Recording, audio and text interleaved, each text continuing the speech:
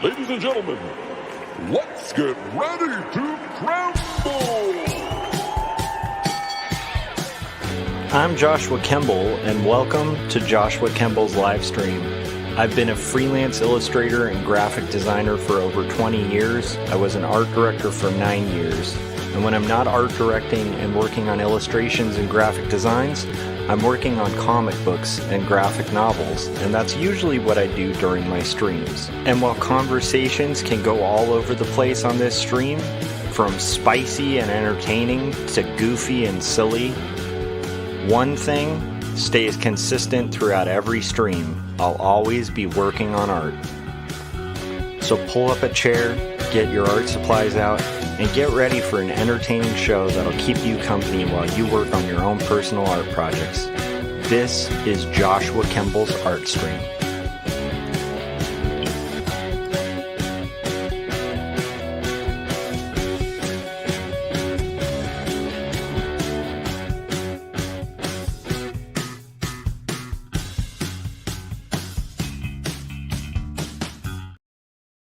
All right, guys, I am back to work on comics tonight. So I got my kid to bed, did bath time, all that stuff.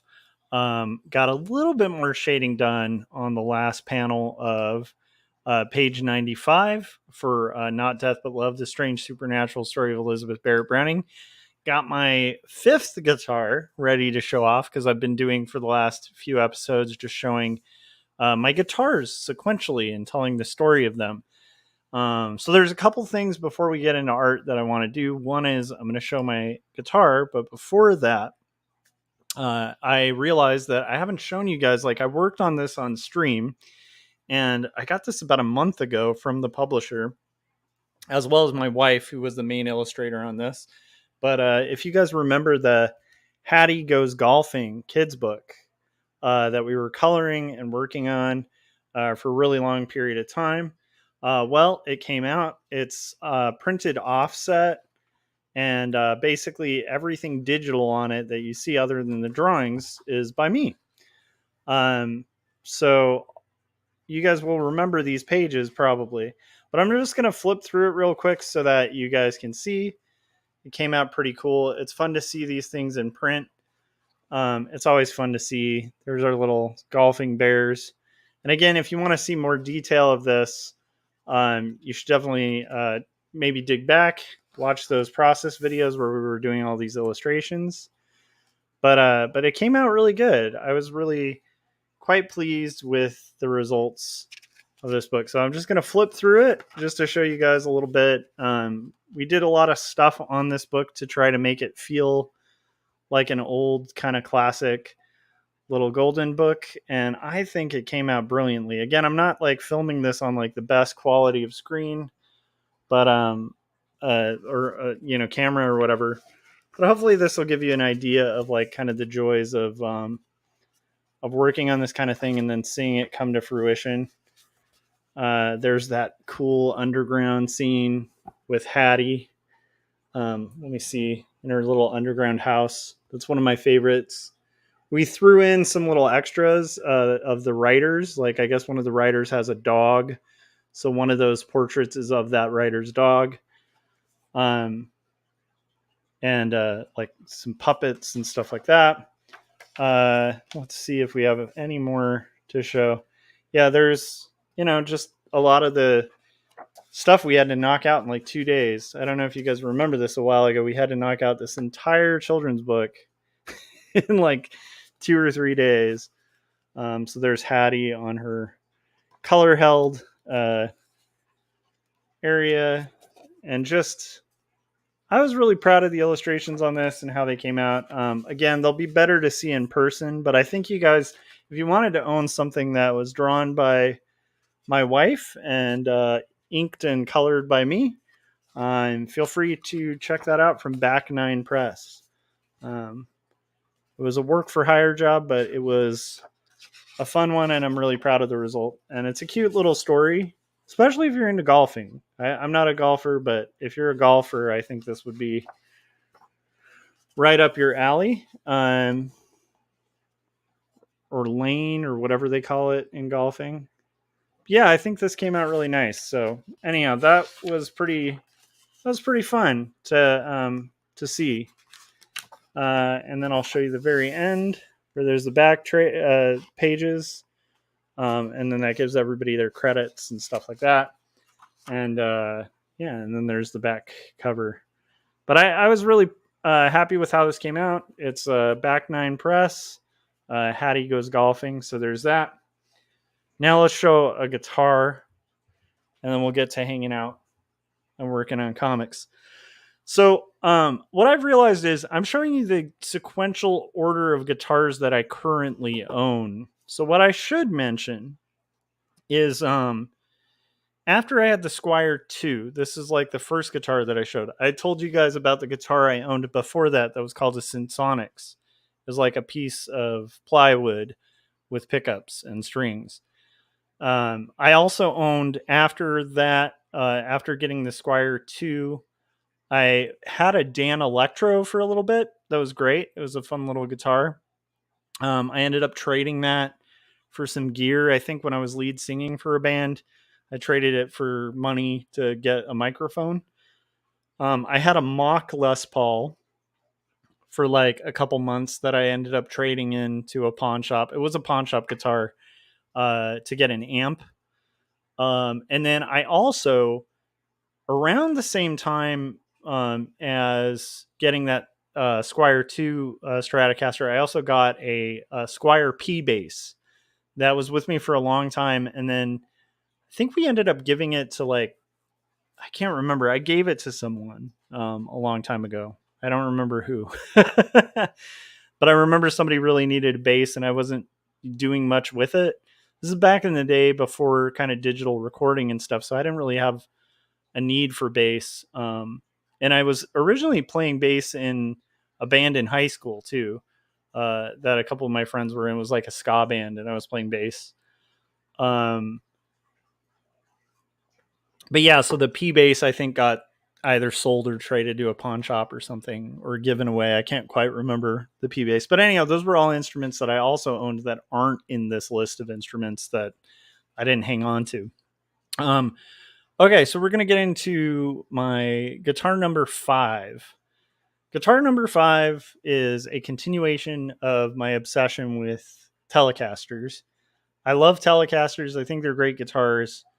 And I also love deal hunting. And one day I went to a pawn shop just looking at guitars, and I stumbled upon this beautiful guitar, and it looked a lot different than it does now. It originally had like a white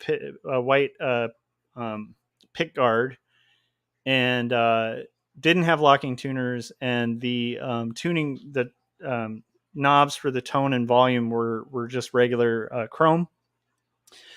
But it was a Squire 20th anniversary, and I haven't really looked into when that was. I'm imagining their 20th anniversary would have been either the very early 2000s or the late 90s. I could probably look it up and find out the exact year that this guitar was made, but I actually got this about maybe 10 years ago now.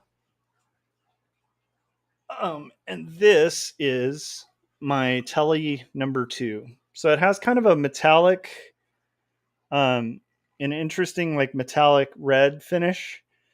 And when I bought this, the intonation was really out. There needed to be some major like neck resetting. The pick guard was kind of really, I mean, not the pick guard, the fretboard was really dirty. And it was just, it's a Squire, so it's not like this excellent guitar, but it was a great find. And it was so pretty that I was like interested in. I was like, if I get that, I'm going to get a shell pick guard. I'm going to swap out. It had a really bad humbucker. It was just a humbucker up here, single humbucker, but it sounded awful. And so I was like, I kind of bought it as like a project guitar, where I was like, I could buy this guitar and fix it up. And at that point in time, No Saboteurs was gigging, and I was like, that would be great, because if we play shows and like my Telecaster goes out, which was my primary guitar at that point, and my Strat wasn't working, so I was like, I could use this as a backup. So weirdly enough, my Telecaster that was originally bought as like, I could use that as a backup for my Strat. My Strat kind of died, and suddenly, and which obviously I've shown you guys, I've worked on it and fixed it. But suddenly I had a Telecaster and was in love with the Telecaster, had no real desire to get this Strat working again. And we were gigging. And so I was like, if this thing breaks a string, I'm done, like that's like dead time on stage and stuff like that. So I had my eye out for a Strat or for a Telecaster, and I got this for like $100. I think it was like $120 at a pawn shop, which I think was a killer deal. So then I bought P90 pickup because I always wanted the tone of a P90, and I figured, hey, if I'm going to have another Telecaster, it'd be cool if this one could do something different. It's not just a straight telly sound. So I put in a P90 pickup. I changed the pick guard to be this awesome mother of pearl kind of. It's not pearl. I forget what that's called, but it's like that shell. It's like a white shell kind of cover. Very pretty.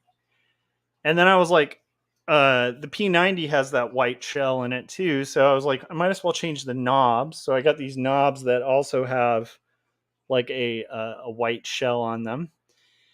And then I also changed the electronics entirely. So I switched out the pots, and I bought a hot rail for the main bridge pickup.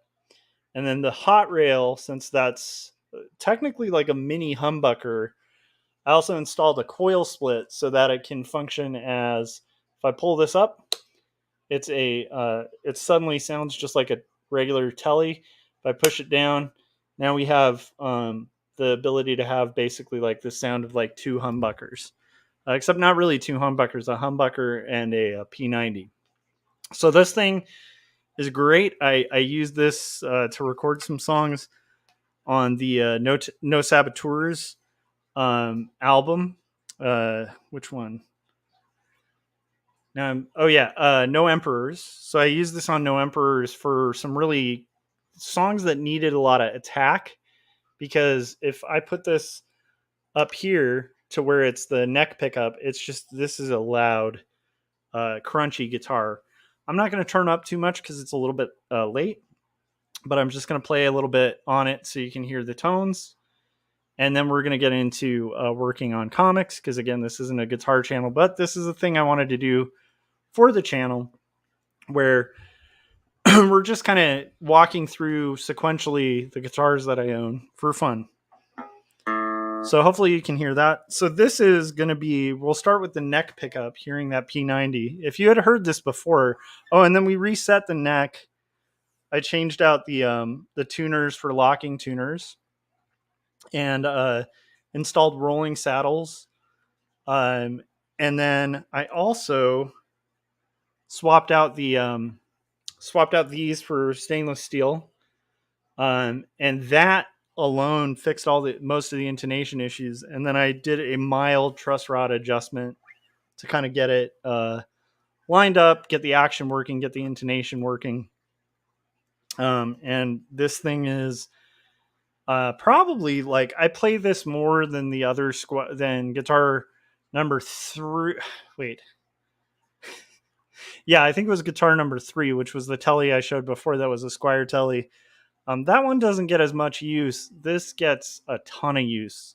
I like it. My Fender Made in America telly sounds exactly like a telly should. And we'll get to that at some point when I'm showing my guitars sequentially as I got them, and the ones that I own still. And but this, you can't get like this tone. It doesn't sound like a telly. Like, it sounds like a telly, but it sounds like a really angry telly because of that P90. So it has like some aggression about it that I really love. So we'll just kind of run through just a little bit of the tone on this, and then we'll get into working. So I'm not turned up too much.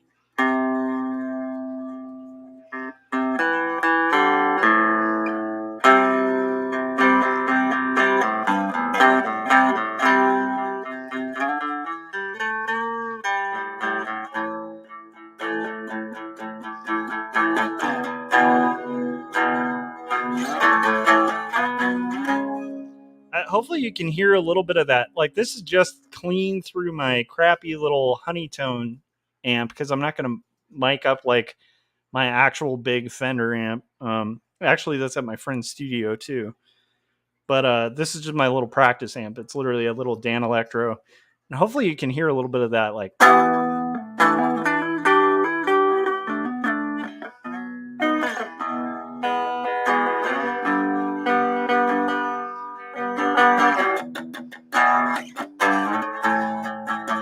it just has more crunch to it. It makes you want to do power chords, you know? So that's the neck pickup. Now let's do both, where you have the hot rail and the so that'll be both of these, like the neck and the bridge, with the hot rail and the P90. So it's a little more full, but still pretty crunchy and attack heavy. But it's got a little more of the quack of like a, yeah, like you hear, I don't know if you can hear that like little quack of a telly there.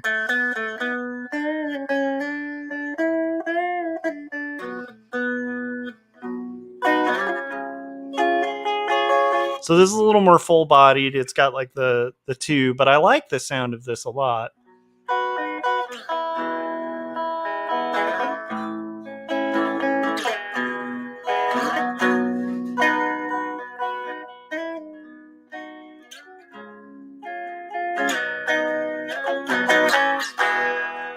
So anyhow, that's a little bit of this, and then we'll just show you the other sound. So what's funny is the first telly I was showing you, my favorite setting is to have just the bridge pickup. Like I almost barely ever use like the lipstick. On this, my favorite tone is the P90. It sounds so good with a neck P90. But now we'll go to the hot rail. And this is going to sound like a kind of thick Telecaster.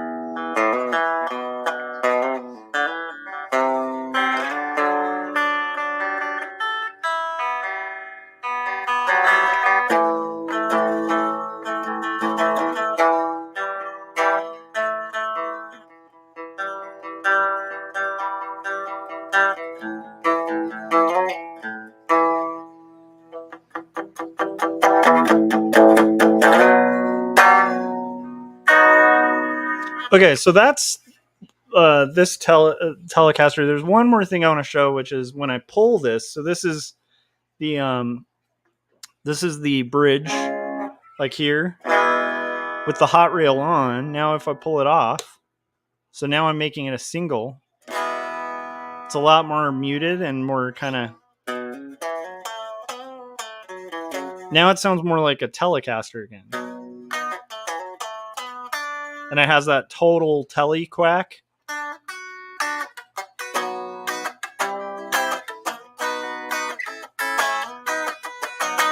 But if I just tap this in again, then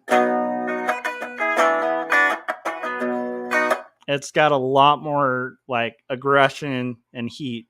And then similarly, if I put it in middle position, right? So now we got the P90 and the hot rail. If I do the coil split, then it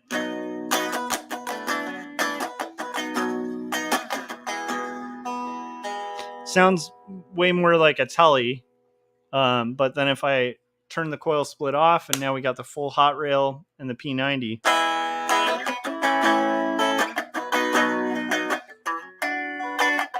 So I love this guitar because, again, hopefully it's coming through. I'm not turned up a ton, mainly because of the P90. Because I don't. This is the first and only guitar I have with the P90, and it just.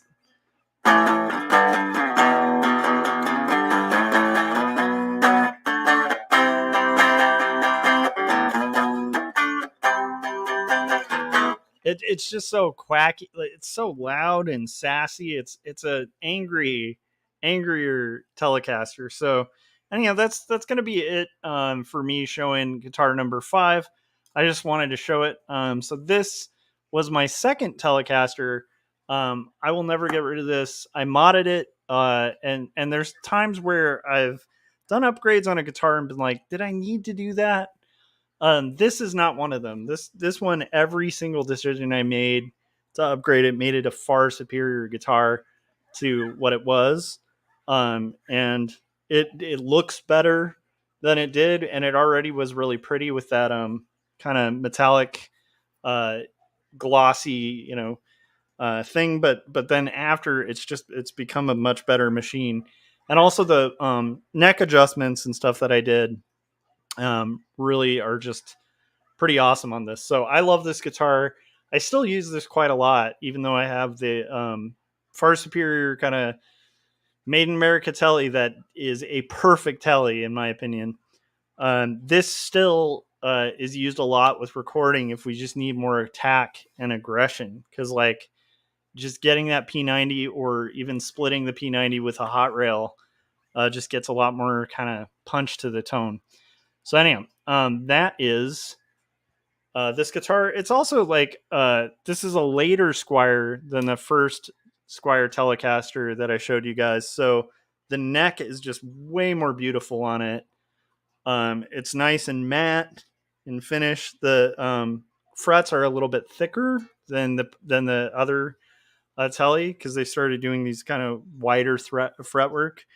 And I think because this was a 20th edition or 20th anniversary or something, they did use it's, you can tell it's like a higher quality woods, which actually is really seen, comes really obvious when you start actually looking in the guts of the guitar. Like when you take this plate off, this control plate, and you start looking into it and looking at the wood underneath, it's just a much better construction than the last telly that I showed.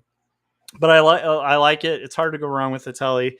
And then a telly with P90s and hot rails is super fun to have and adds a different tone. So I'm trying to like the last track on No Saboteurs, um, the No Emperors, that album, the very last track where we get crazy and distorty and stuff like that, that was all on this guitar, because we needed heavy attack, some killer distortion, and this guitar is that. This is like the punk rock telly. I love it. I love it almost as much as my Made in America one. Not my Made in America Fender telly, which we'll get to, is probably my favorite guitar. I feel like that guitar was like, I don't really like any guitar after that's fun and adding a different voice, but I'm never going to have a better guitar than that guitar, because that is like, first off, a Telecaster is my favorite guitar, and then second off, it's like it's a really nice telly. So I don't think I need another telly. Although honestly, sometimes I'll see tellies and be like, man, I need that because they're so pretty. But anyhow, I'm really proud of the work I did on this. I made it a better instrument, and I think for getting it, used, because of the neck being so out, and like luckily the adjustments were really easy. It was so easy to talk them down to like $120 or something for this. Um, and then once those adjustments were done, it's like I think it's a guitar that plays far above its weight. It's not, you can get Squires relatively new now, especially like Squire Sonics for like $100 and something. And they're probably, a lot of them are probably better instruments than old Squires, because like Squire is a company that's gotten better and better throughout the years. But I have a soft spot for Squire as well, because I didn't grow up rich. I didn't have parents that bought me, guitars. They bought my first guitar, right? And it was out of a Sears catalog. It was an awful guitar. But I didn't have parents buying me guitars all the time, or expensive guitars or expensive instruments. And I didn't have like a trust fund or anything like so. When you're in that scenario and you want to play in bands, it's like Squire was always, I love that Squire allowed somebody to have an accessible instrument that wasn't awful. And nowadays, I think with the amount of accessible, like mid-level and low range guitars, that might be unthinkable for, I think, a younger generation. But for me, like, just the ability to have like a lot of bang for your buck, and not break the bank. Squires were kind of my main jam for years. Anyhow, so I love this guitar. That is guitar number 5. I'm going to go ahead and put this thing away. So while I put it away, we're going to play a trailer, and then we're going to work on comics. So hopefully you guys enjoyed a little bit of the continuation of the tour of my guitars. And now we're at 5. We're going to start getting closer to the point where you guys are going to be like, why do you need that?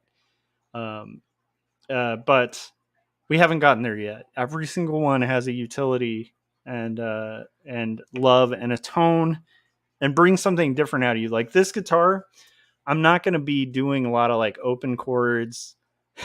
I'm not going to be doing a lot of like flashy stuff. Like this thing just makes me want to, play angry, aggressive, just power chords and like just chug stuff with and Telecasters are a pretty hardcore guitar. They always get put in a weird category where people don't associate them with punk, but it's like, I mean, Joe Strummer's main machine was a Telecaster.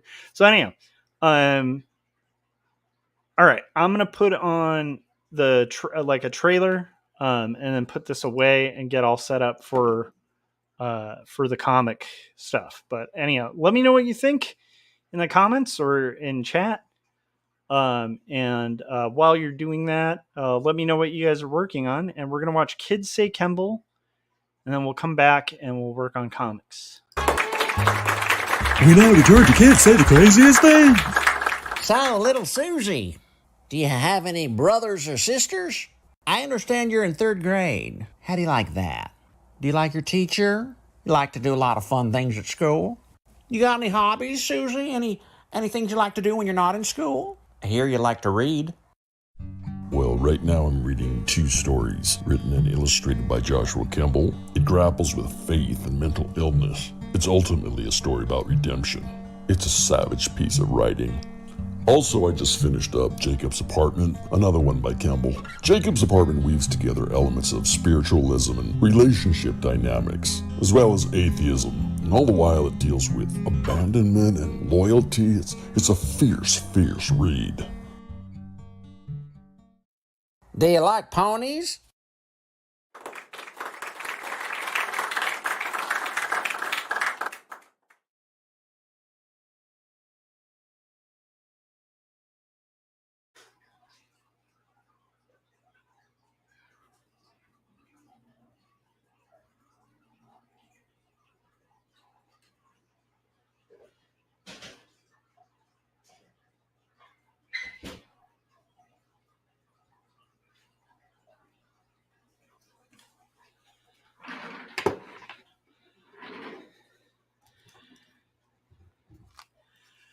All right. Frank said the delivery on "Do You Like Ponies" is priceless. I agree. I don't know. Jim's comedic timing is kind of amazing. Okay. Frank also said heading to bed, but wanted to say hi. Hi, Frank. And we got Ronnie in the chats as well. How's it going, Ronnie? So now that I've shown my guitar, now we're going to get back to finishing up this page. We're going to get back to business. So I'm really excited to show you guys the next ones too. The next one after that will be a bass. And it'll be technically my second bass, but the only bass I own. Because again, I used to own like a Squire P bass. I was like a Squire kid for a long time. Okay, so we're gonna work on this, and then my goal is to like get as far as I can on this. So ideally, I want to work till maybe like 11. So we'll see if we can get the colors done as well. We'll see. But yeah, I really appreciate everybody who's watching, and I hope you guys are working on fun stuff too. I love hearing what you're working on. I know Ronnie sent a sample of some of his stuff. And then we got nice. We got Gaz here saying late night with JK. Nice. I know Gaz last time we were hanging out was working on some Godzilla commissions, which is kind of rad. I still haven't seen the new Godzilla movie. I want your opinion on that. Gaz, I'd be curious about that. I think it was called like 1 or 0. I can't remember. Gaz said finished it yesterday. Finished the movie or finished your Godzilla commission? Oh, the movie. He said it's amazing, one of the best ever. Nice. -1. Okay, so my wife and I will have to watch that when we have free time. I'm joking because behind me, my wife is working on a kid's book. And meanwhile, I'm working on the graphic novel that won't die. So our free time is limited, but that would be fun to like throw in the rotation. Is it available on a streaming service, or is it just like you have to rent it through Amazon? Gaz said, my next commission is actually for Godzilla -1. Nice.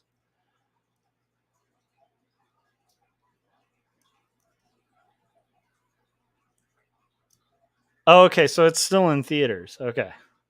So maybe we'll have to go see that or something. Yeah. Be fun to, like, I feel like that's the type of movie you want to see in a theater. You know? I feel like, yeah, if you watch a movie with the kaiju that is really good at home, you're like, man, I should have seen this in the theater. It feels like that's that kind of movie, you know? Very, like, it's spectacle, and you know, if you're gonna see spectacle, why not see it in a giant theater full of people? Gaz was saying he wants to see it again in IMAX. Nice. So we're gonna continue shading this, see how far we get. It would be really cool if I could get to color, and I have a feeling that might happen. The only problem is these first 4 panels are going to take a long time to color because there's, even though it looks pretty simple, there's a lot going on in the background. So a lot of the the colors and stuff like that might take a while to make the selections for.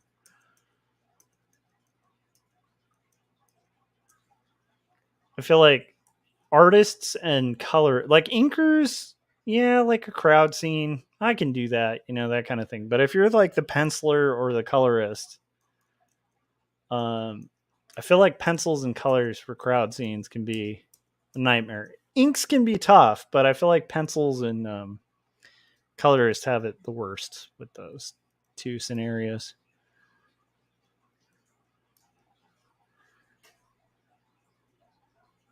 All right, so we are gonna do this, you guys.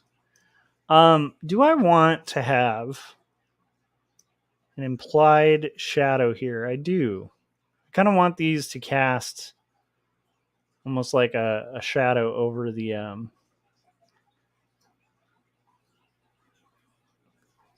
grass.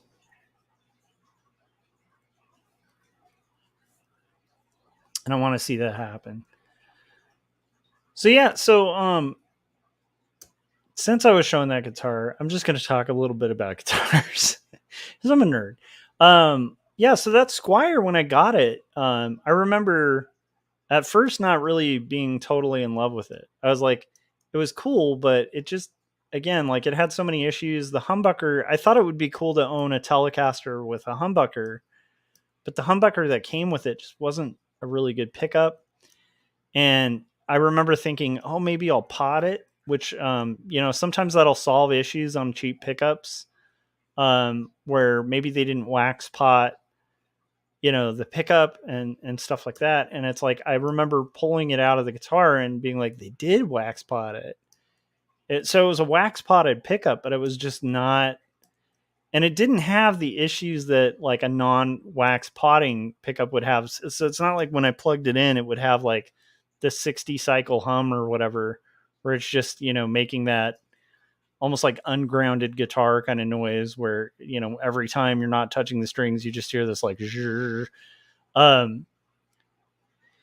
or or like getting like microphonics or anything. It just was like a weak kind of weird pickup that I just didn't like, and it didn't sound good for a humbucker. And I was like, I don't know, maybe I'm not a humbucker guy, you know, because I had like owned a cheap fake Les Paul, you know, years prior to that. And I was like, maybe it's not humbuckers are just not my thing.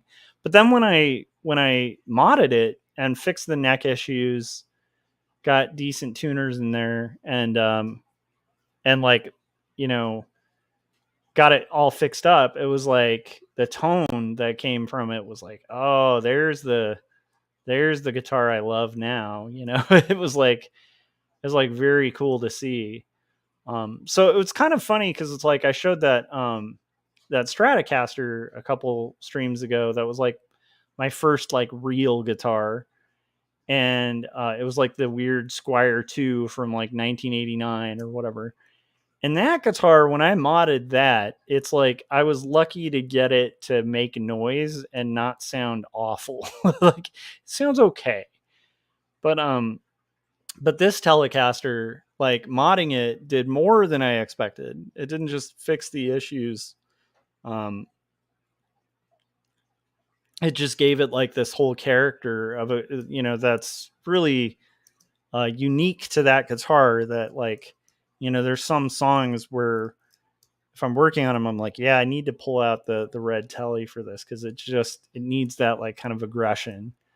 So anyhow, so there's that. But I can't wait to go through the other stuff, like the basses and all the other stuff. Well, not basses, the bass.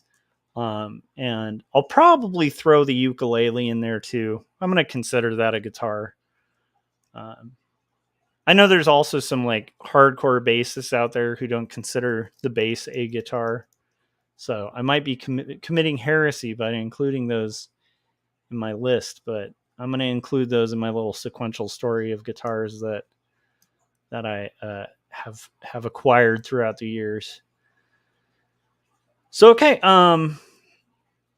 let's see what we got here. I'm wondering, maybe the grass is too dark now. I feel like it's all kind of starting to become mud, but I do want to seat this in the background a little more. So here's what I think we're going to do. We're going to go back a little bit. I might erase out just some of this stuff. And then we're going to do the, like an indication of that top. And then we're going to do a much more kind of quiet shading on here.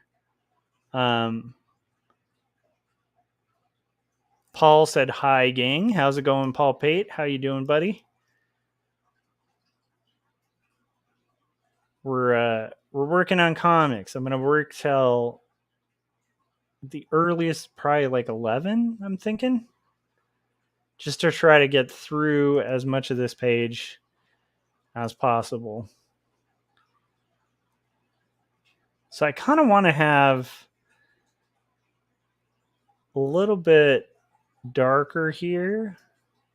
I'm just paying attention to the grass kind of behind them at this point. Just trying to kind of create a convincing atmosphere. Paul said, I'm supposed to be sleeping. Oh no. Couldn't sleep, or are you currently like conking out while listening to us?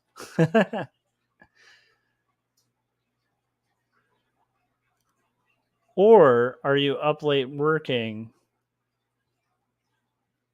There's that too as a possibility. I sometimes, so not as much, thankfully now. I think the career change has helped with this, weirdly enough.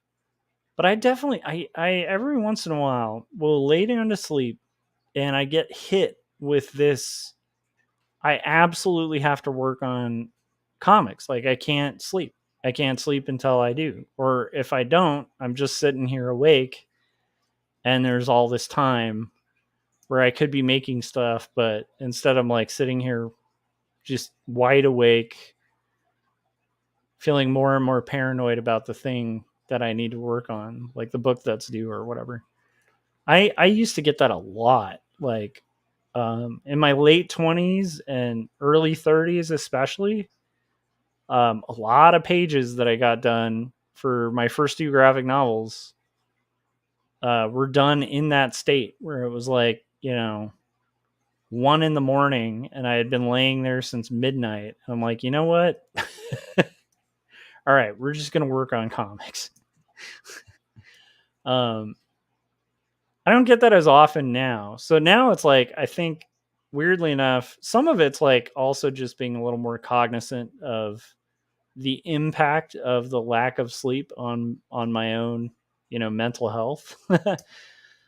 But some of it's also just like, man, I don't want to stay up till 2. Like I want to get some rest if I can. So I don't know when that kind of changed. I'll still have those nights every once in a while, but they don't hit as often as they used to. That used to hit me all the time. It was like a siren's call or something. It's hard to explain.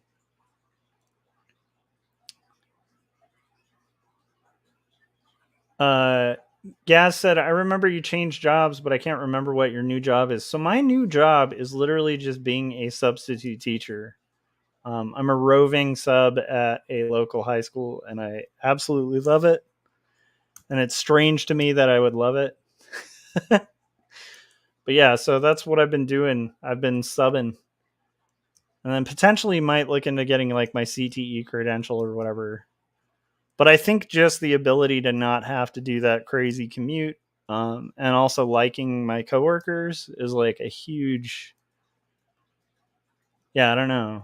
It's just been like extremely positive, which is strange because like I would think a career like that or a career change like that would be like really depressing. I thought it would be. And then what's weird is I've just been like, I don't know, my levels of personal contentment have been a lot higher. I don't know. Yeah.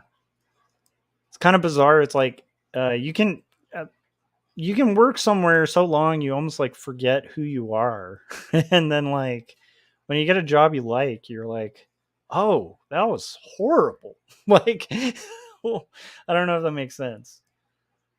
Paul was saying you should bring a guitar to school. Well, there are kids who like have guitars at school, quite often. So, but what I do actually, instead of bringing a guitar to school, is I have a laptop. So I just work on comics like a good chunk of the day, which is rad. So yeah, I don't know.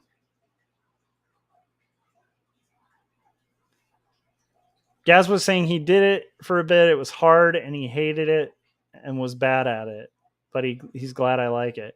Well, I mean, the thing is, it's hard. It's a hard job, but it's like, I don't know why. I just like dig it.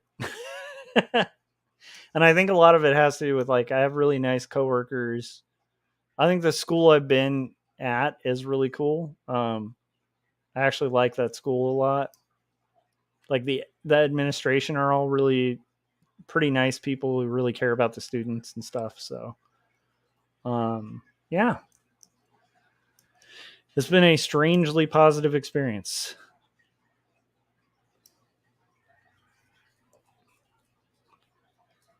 Yeah, Gaz was saying I got no training or prep at all. Literally showed up one day and they were like, "Go teach." Yeah, it can be really tough. There's a lot of things that luckily, because I've managed, people for over almost a decade, and then I taught, college level for like 4 years. So there's a couple things that I came in, and then also I'm a parent now, so it's like there's just some things that I came in that I had like a little bit of experience with, so it wasn't as hard of an adjustment. There's a couple things that were an adjustment in the sense that like when I first came in, I was like way too nice, because I was coming from like a background of like teaching college, where it's like when you teach college, it's pretty chill. It's like the students who misbehave are just paying to like not pass, and like it's just different. It's a different dynamic because they're kind of paying to be there. And so it's like, if they want to learn, like, great. If they want to pay to like fail, then go for it. Like it's a much more casual atmosphere. So when I started, I was like way too lenient, and then I did the opposite of being way too strict. And now I kind of feel like I've found like a good balance of just like, kind of doing the thing. So yeah.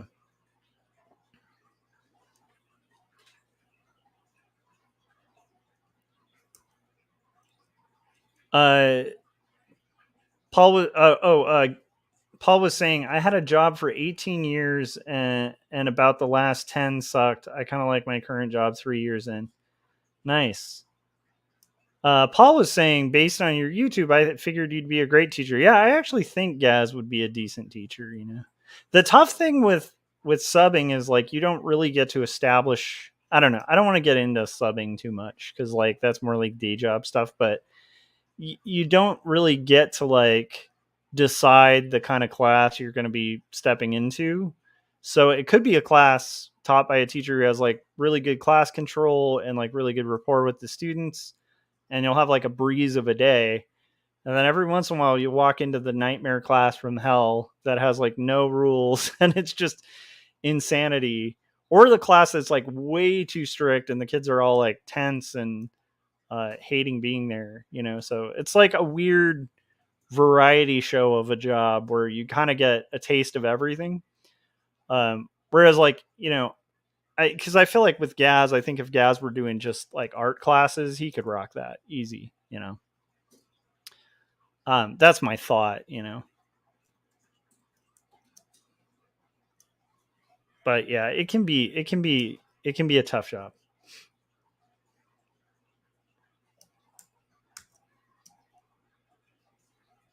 So we're getting there, guys.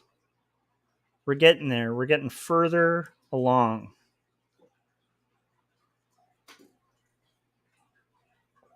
Yeah, Gaz was saying he did all different ages, subjects, and schools over the course of a few weeks and months. Yeah, it can be tough. Also, depending on when you did it, because it used to be a lot harder too, because there used to be like a phone system.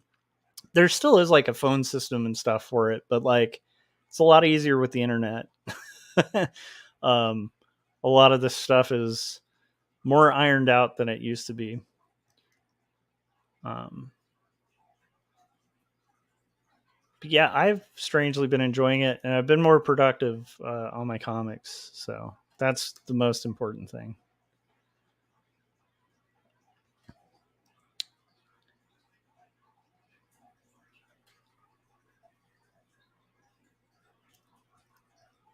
So we are getting closer here, and I want this to be much more kind of ambiguous. Like, I don't want a ton of high end like focus or anything on this. What will be, very far in the background. So we're going to go for more just like atmosphere. Paul said I would turn all my students into communists, drop the mic, and then walk out.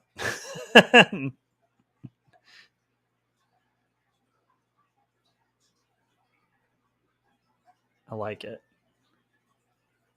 I like it, Paul. I like your plan. So we're getting there on this. I'm trying to see how far I can kind of press this it's kind of more ambient type background.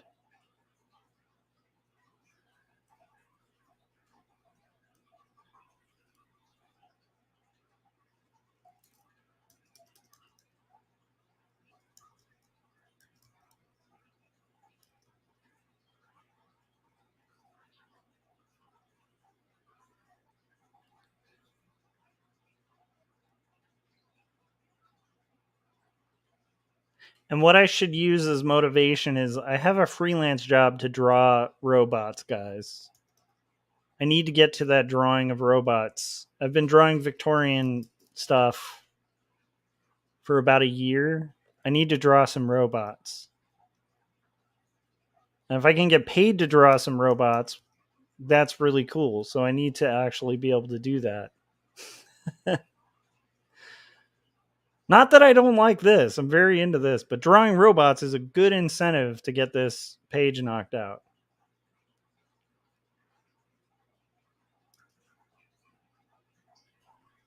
Ironically, I'll probably draw robots for like one job and then be like, man, I miss drawing Victorian times.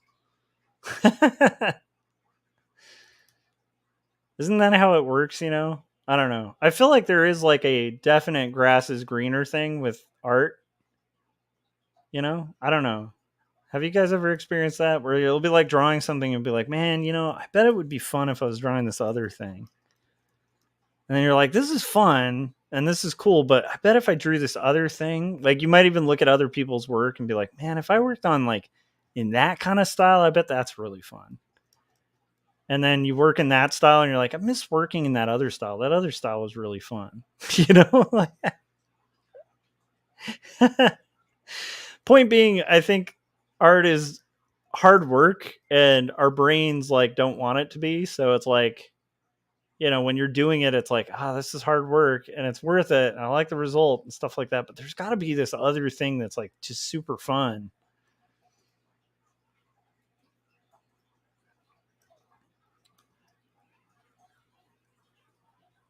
Oh, Chris is here. Christopher Runciman said, hello, you fantastic everyone. All hail our communist leader, Paul. You guys have to be careful because we might end up in another like McCarthy era. And then we're all going to be ousted as communists and thrown into gulags. Wait. That doesn't work. It wouldn't be. Never mind. That was the dumbest thing I've ever said. But we'll probably be like ousted and thrown into like, you know, blacklists or whatever. So we can't work anywhere ever again. Oh, that's true. Christopher's like, I'm Canadian. Basically, he's good. He's like, I can say what I want. Yeah, actually, Christopher, depending on how the U.S. goes in the next few years, you know, we might all be heading up to be neighbors with you. We'll be like, Christopher, are there any like apartments for rent up there? Canada will be like sending us all back. Like, get out of here. We don't want your kind here. Okay.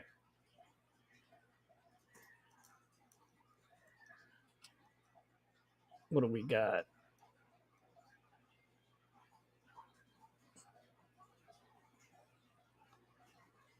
Yeah. Gaz was saying they're going to have to build a wall.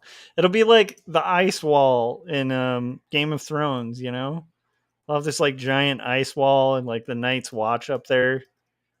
But they'll all be, you know, wearing like Royal Canadian Mountie uniforms.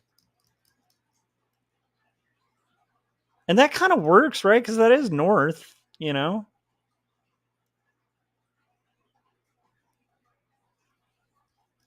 We'll all be heading up north and they'll be like, we need to protect ourselves. I think it works. I think this Game of Thrones Canada thing works very well.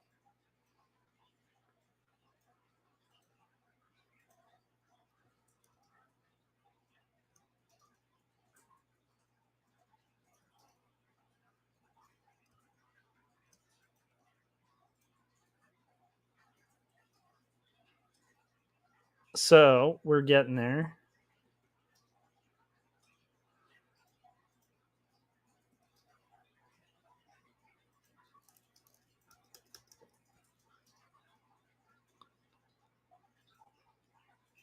We're getting there, guys.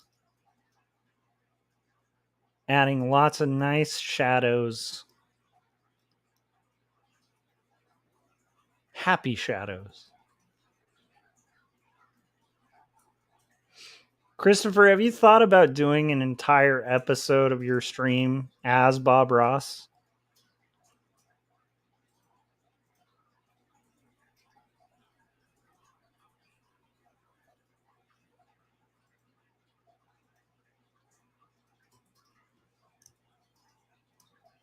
Like, I feel like that's got to be a bit most art streamers must have done at some point, right?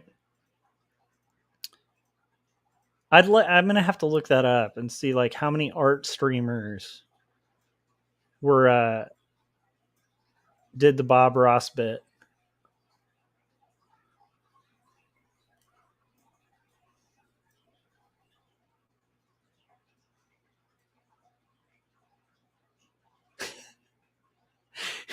Christopher answered, I have not. Why? I just think that would be a really successful stream. You should do one episode as Bob Ross and then make the like comic be about happy trees. But do it in a way where you can't get sued. Like, it wouldn't be Bob Ross, but it'd just be exactly like parody of Bob Ross, not, you know, easily mistaken as Bob Ross. And you could do a Bob Ross, like if Bob Ross did a comic book, what would it have been, you know?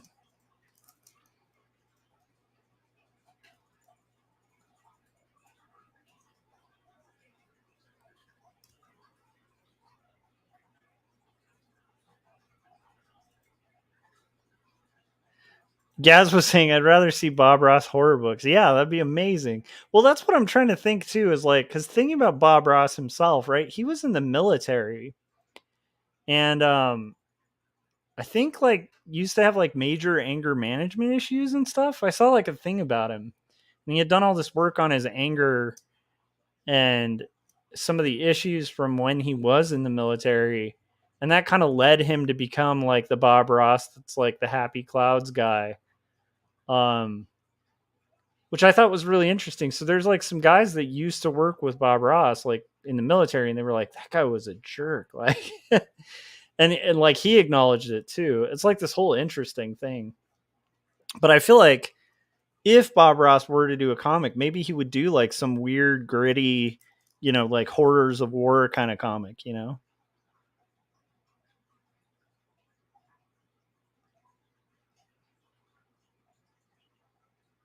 Like the old dime store, you know, bloody war comics, you know?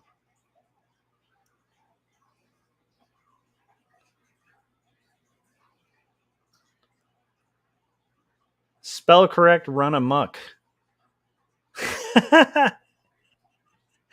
Gaz was saying, silly little blood trails leading to a nice fresh organ pile.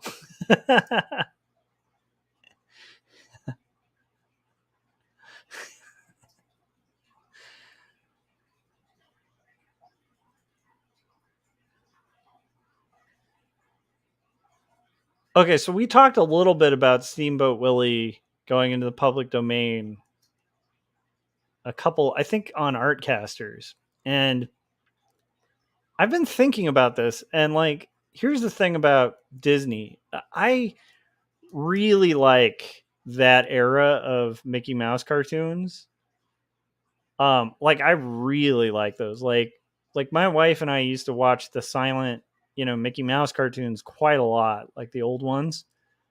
Like Plane Crazy and that, and then there's like I can't even remember the name of it, but there's one where they're like building a building and Minnie Mouse is like, you know, singing a song about hot dogs, and like the hot dogs come alive and are like barking and stuff. I like absolutely love that like Ib Iwerks kind of era of Disney like a lot.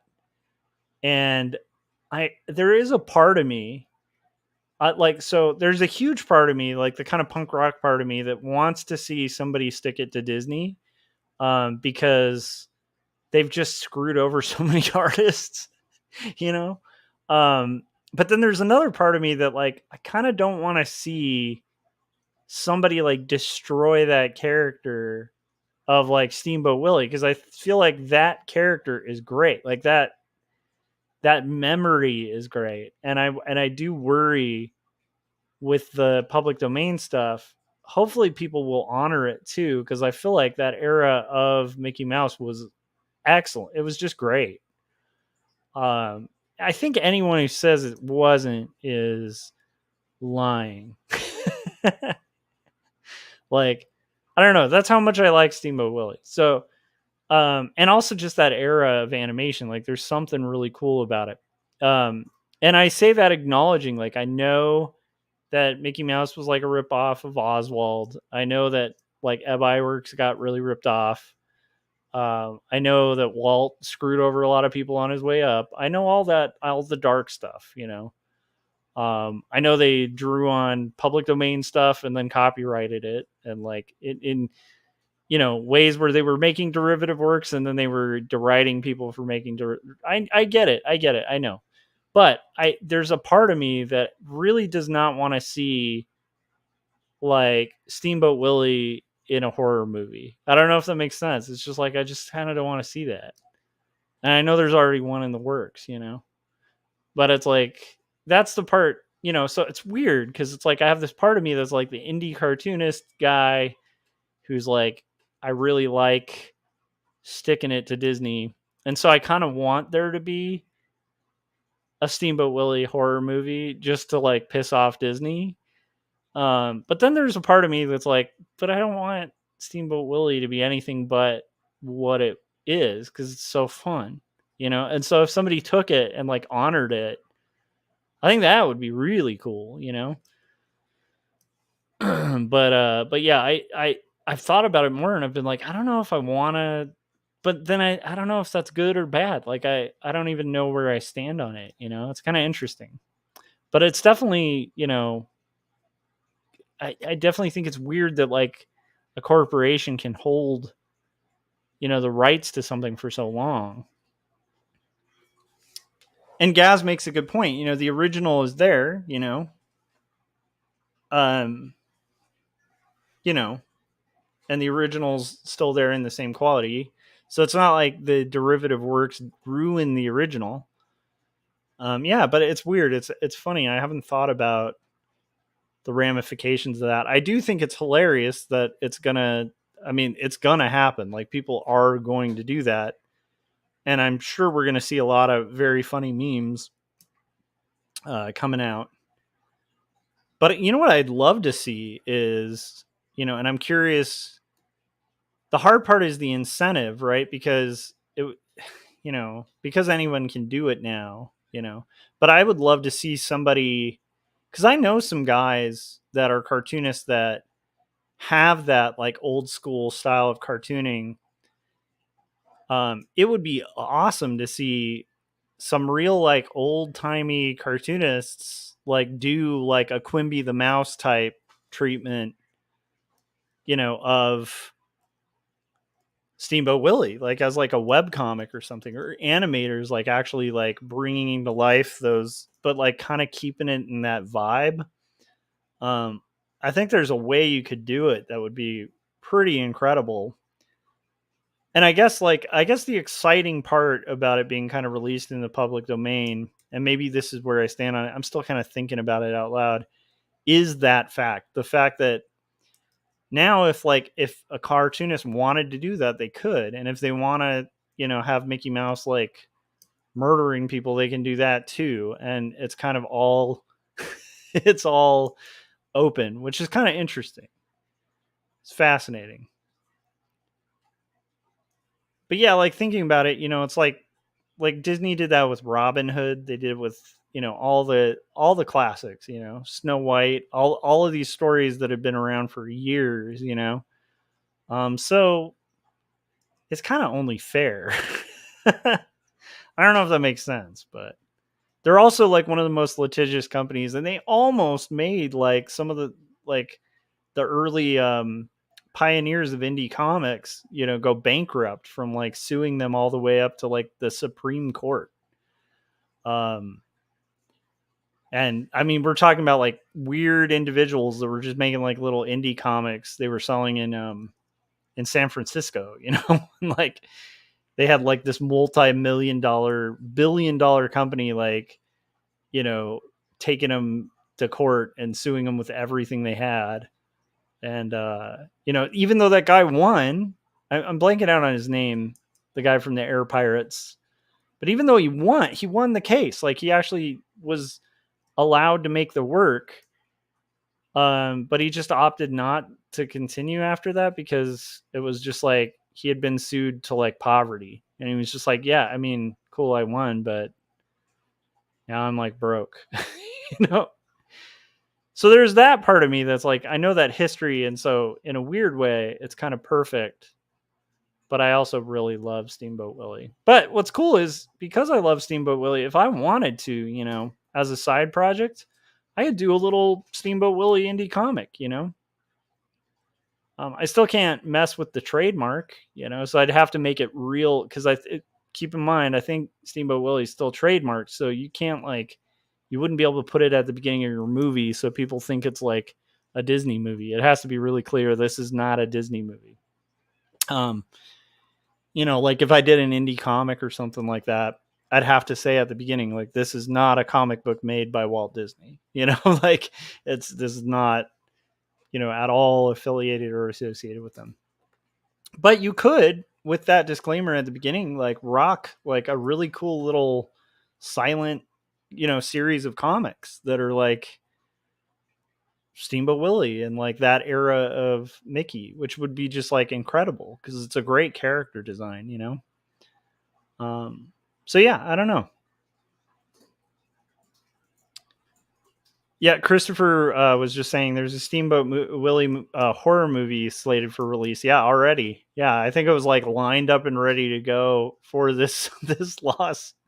They were like, we were gonna do this, and yeah, it's like I think that's kind of cool. But then there's also a part of me that's like, I don't know, do I like? I guess I just won't see it. You know, that's kind of the answer, I guess, to that.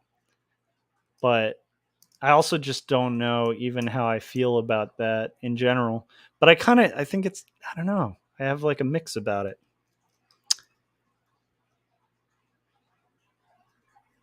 Paul was saying Mickey Mouse goes to Epstein's Island.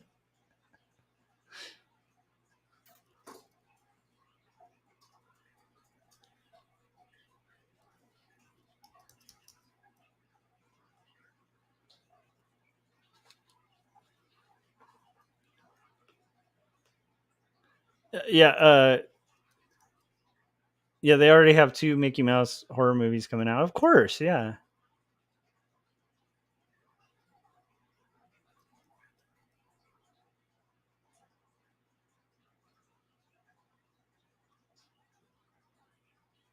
But yeah, I think I side with what Gaz was saying, where it's like, you know,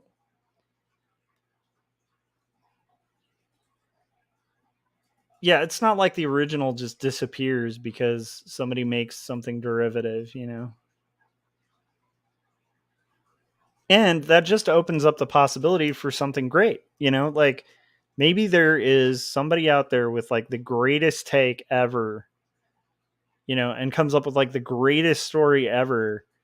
And it's, you know, Mickey Mouse. It's like a Steamboat Willie era Mickey Mouse story, you know, and by having that restriction, you know, maybe that story never gets seen. And now with that restriction lifted, maybe it has the opportunity to get seen. So it's kind of like anything where you're like unleashing the ability for horrible things and great things to be made at the same time.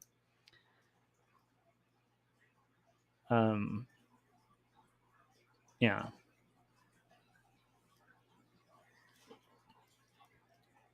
But I would love to see, I would really love to see somebody just do like straight silent comic strips with like Steamboat Willie, like just a whole series of like silent strips would be really fun.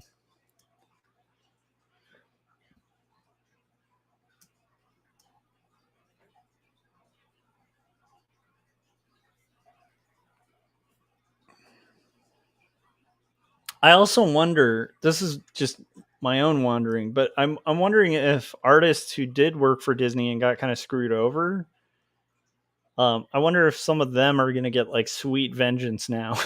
You know, like I wonder if like some of the burnt out guys like of the old guard of Disney are going to be like, yes, I don't know. It'll be interesting to see what comes out. So I don't know. I think I have mixed feelings about it. I think at the end of the day, it's probably a good thing. Because generally, I think things that tend to like favor the artist, like if this were like an individual's work and it were still in the control of specifically the family of Walt Disney or something, it was still in that lineage, then I could like totally see where, you know, there could be an argument made that it hurts artists to open that copyright. But it's like, I don't see how this hurts artists. Like, I think that actually it benefits creatives and it just hurts at a really big corporation, you know? And like to that extent, I'm kind of for it. Because copyright's weird, right? Like, I think it's good that the estate of somebody who wrote a book is able to kind of retain it. I think it's good that like Bill Finger finally got credit, you know, after years and years. I think after his death, finally saw some credit for Batman. But it's like, but I feel like things that go in the favor of the artist, we kind of need to support. I don't know. And in this case, I don't see that as not being in the favor of the artists. It going this way. So that's where I'm like, okay, I actually think I'm okay with it.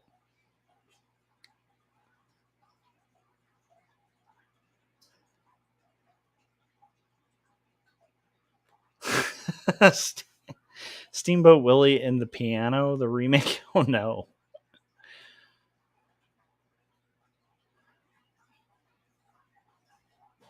Okay. We are almost there, guys. And I think this works.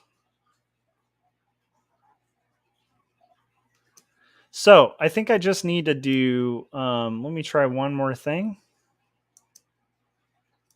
The only problem I have is I accidentally, okay, I think we're actually good. Okay, let's do,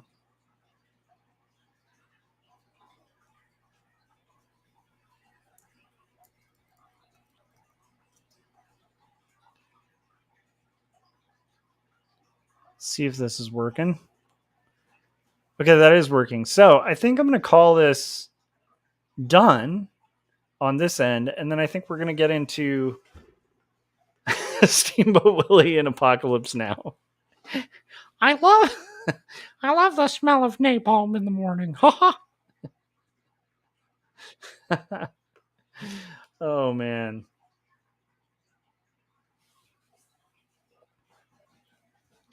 I think it would be funny to just do Steamboat Willie in Aladdin. Like start doing all the movies that that Disney, you know, took from other people, and start taking them back, but having Steamboat Willie as the main actor, like Steamboat Willie and Cinderella. You just do all the stories. Steamboat Willie and Havana, Dirty Dancing. I love it. Okay, guys, we're gonna play another trailer, and then we're gonna get into colors. And there shall be radness and epicness ensuing. So stick around. If you haven't yet, hit that like button. I'll be right back. Christopher was saying Steamboat Willie and Songs of the South. Oh no.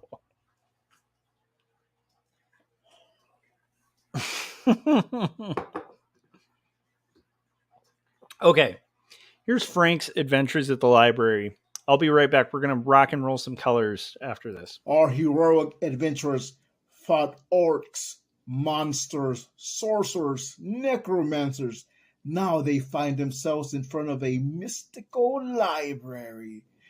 What shall they find? It's all in the roll of the dice. We've come this far. There's great power behind this door. I can feel it. We just have to get past it. This door is no match for my axe. I shall chop it down. You always want to use brute strength. Why don't you try knocking? We'll try it your way. You may enter. The library is open to all those who seek knowledge. Feel free to look through our tomes. Maybe you'll find the answers you seek. I sense great power here, and it's behind those shelves. Indeed, there are powerful items hidden behind these shelves, but you can only get there through the enchanted words. Do you have those words? I believe I do. Tremble before the Cremble. There is great power. Look at that glove. Must be so powerful. That is not where I sense this power. I must get closer. I found them. I found the sacred manuscripts written by Joshua Kemble. Behold, I now possess 2 stories and Jacob's apartment. Please tell us more about 2 stories and Jacob's apartment, and who is Joshua Kemble? Xeric Award-winning cartoonist Joshua Kemble is a freelance artist, graphic designer, and author. 2 Stories is a confessional graphic memoir that grapples with questions of faith, mental illness, depravity, and ultimately redemption in a fallen world. Jacob's Apartment is a coming-of-age graphic novel in the vein of Ghost Road and Fun Home. It weaves together the threads of spiritual faith, identity, purpose, love, and loss to create an engrossing world in which waking and sleeping dreams collide. You have made your choice. The passage is now closed. Wait, can I get that glove? No. Oh. All right, let's go. All right, I love it. That was Frank's Adventures in the Library. If you guys watch this stream and hang out in the stream, feel free to submit a little, 1-minute commercial. It should mention my 2 books that are out, or one of my 2 books, Jacob's Apartment or 2 Stories, and then also should mention your own place or your own YouTube channel or wherever you want to send people. And I will run that. I will put it into the rotation as long as it's acceptable by the terms of use of YouTube. So if you wanted to do one and have it be Steamboat Willie, you could probably do that. But if you wanted it to be, Mickey Mouse circa the 1950s, then probably not. So, yeah. Ronnie said Steamboat Willie starring in Clockwork Orange. I like that too. What's eating Gilbert Grape?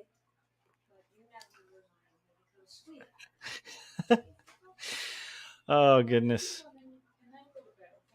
So anyhow, we are right now. What I'm looking for, I'm looking in the past pages to find pages with Sophie, which I think will actually be on page 96. Wait, no, not 96. It'll be like a few pages ago. But I need to borrow the colors from when I last drew Sophie, and I think this will be it. Okay. So we're going to...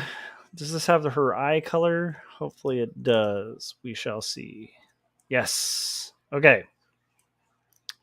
So, time to flat color some of this beast.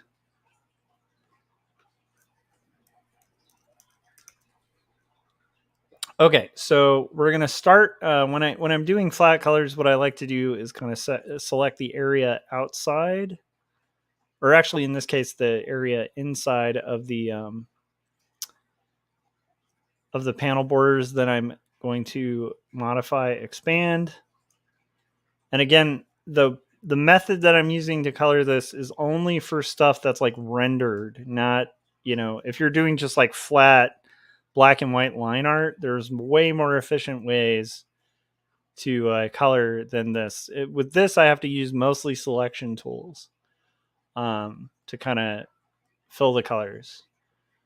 Which again, if you have, if you have like really clean inks that are aliased, then you're pretty good to go, and you can use pretty much the magic wand and then mild amounts of the selection tool to really quickly lay in flats. But the way that this is put together is a little different. So the approach to colors has to be a little different too. I'm just going to go panel by panel. So we're going to do... So what I do is like I then fill that area that I selected. Like I'll turn off the visibility of the background so you can see. I fill the bigger area that's selected, and then I lock the transparent pixels. So basically that's containing everything into one little spot. Nice. Paul said dozing off. Good night, kids. Night, Paul. Have sweet dreams of a murderous Steamboat Willie. And then Christopher said good night. Paul, good night, everyone. I have to get back to video editing. Nice. Well, Christopher, thanks. Make sure you guys check out Paul Pate's stuff. Check out his Detective Perez series. It's brilliant. And also make sure you guys check out Christopher Runsman's stuff.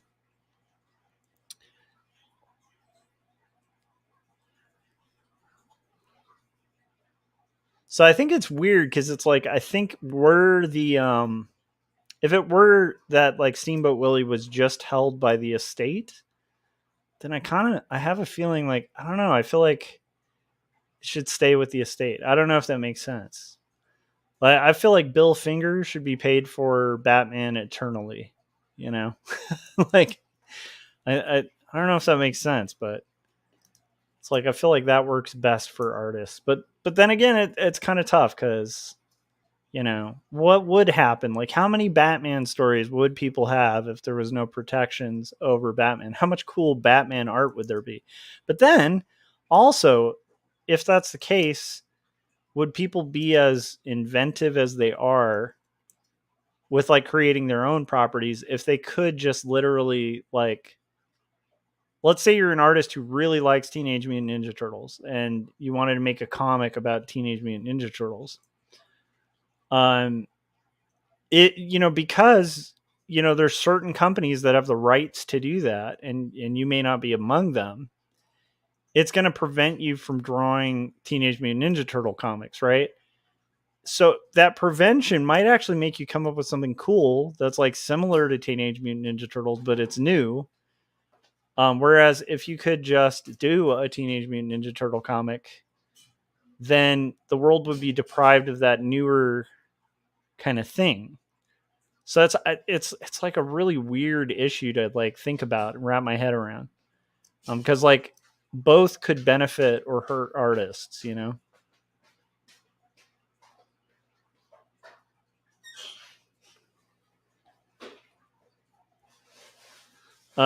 Gaz said, I should do some video editing too. My art vlogs are 2 months behind despite being shot. What? Oh, you got to do it. You got to do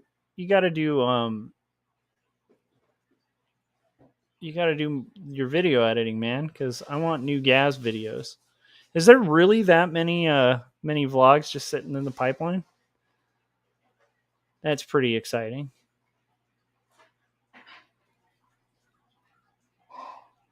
Yeah, so I don't know. To me, that's a really interesting issue because I don't know where I fall on it.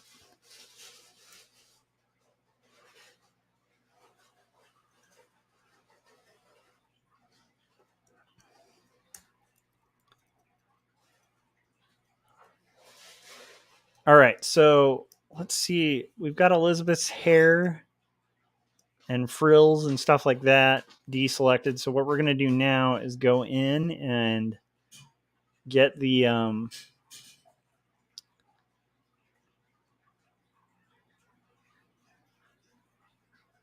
just going to get the base color here. So here's Elizabeth's eye color. We're going to fill that in.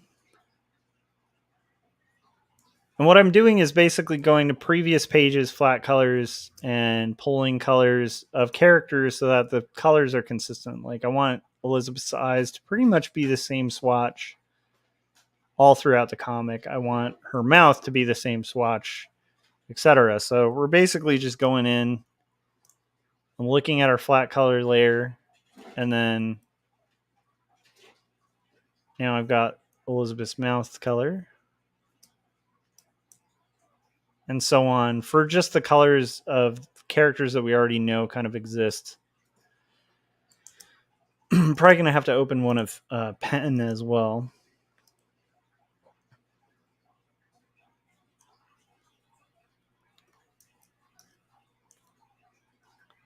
I was thinking like Penn is a really strange name, and then I remembered Penn Jillette. And I wonder if that was influenced by Elizabeth Barrett Browning at all as a name.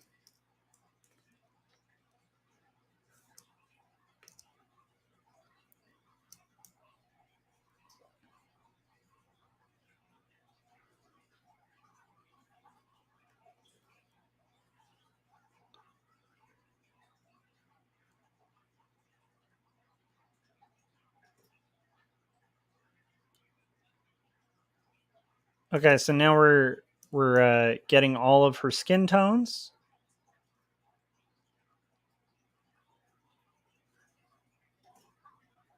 And I'm just going to rock and see how far I can get by 11 o'clock. I'm going to rock around the clock tonight. Okay. Let's see what else. I think I'm going to make those frilly parts on the dress also white.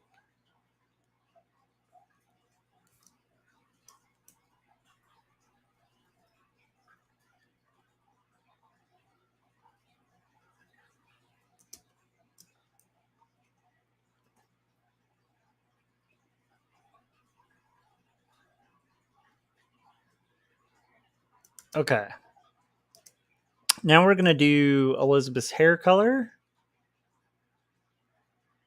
and go from there.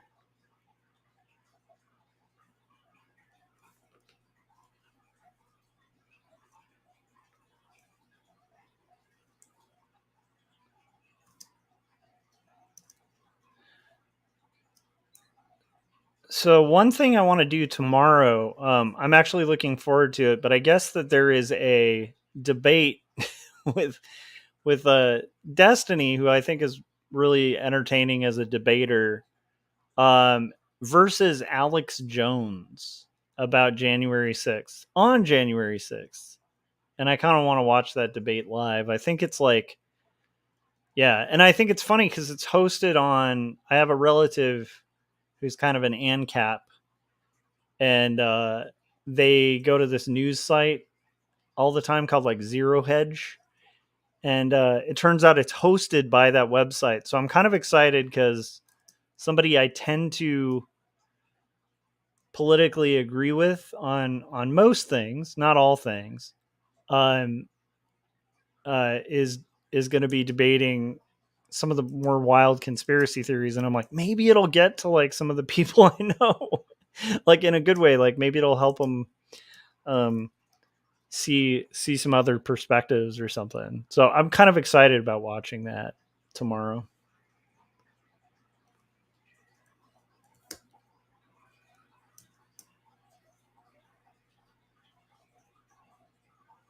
And also it's just, I don't know if I've ever seen Destiny versus Alex Jones. That'll be very funny to see how that turns out. Okay, what do we got here? I think kind of digging it so far.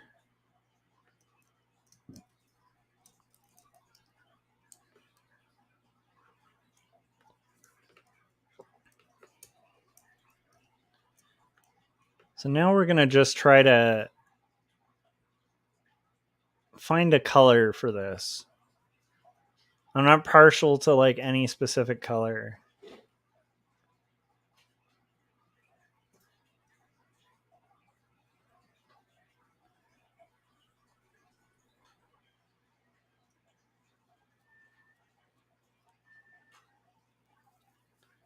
Gaz was saying you should release a coloring book version of this. How do you mean? Like, oh, just like a version that's like, that people can color with no colors on it. I guess I could technically do that. There's a few though where I like merge the shading lines.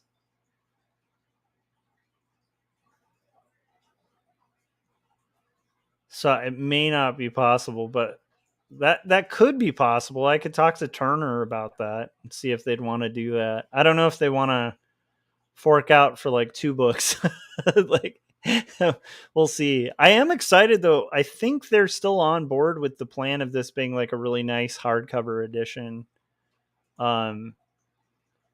Which to me will be really cool because I've never for like other books, like I showed at the top of this, like the children's book like Maya and I worked on and stuff like that. And like I did a book for Insight Editions a long time ago called Barbarians, a handbook for aspiring savages, and that was a hardcover. But I've never, for my own work, or what I consider like my own comic work that I'm like really attached to, I've never really had like a decent hardcover put out. So I'm really excited about that. I can't think of a better book for it to be done with because it's supposed to feel this like this kind of Victorian vibe. So we'll see when we start getting to like cover discussions and stuff. Like, I mean, it would be cool to me. I'm going to advocate for everything. I'll be like, you should have gold leaf, like, all the stuff. I want all the cool stuff. But I think it would be really cool, especially if they'll do like a metallic or something impression on the cover. Like if we can get this hardcover with like some cool metallic kind of filigree and stuff, I'm gonna be a happy person. And at the end of the day, if they have to put it out like last minute, change their minds and have to put it out as a soft cover or whatever, I'm happy with that too.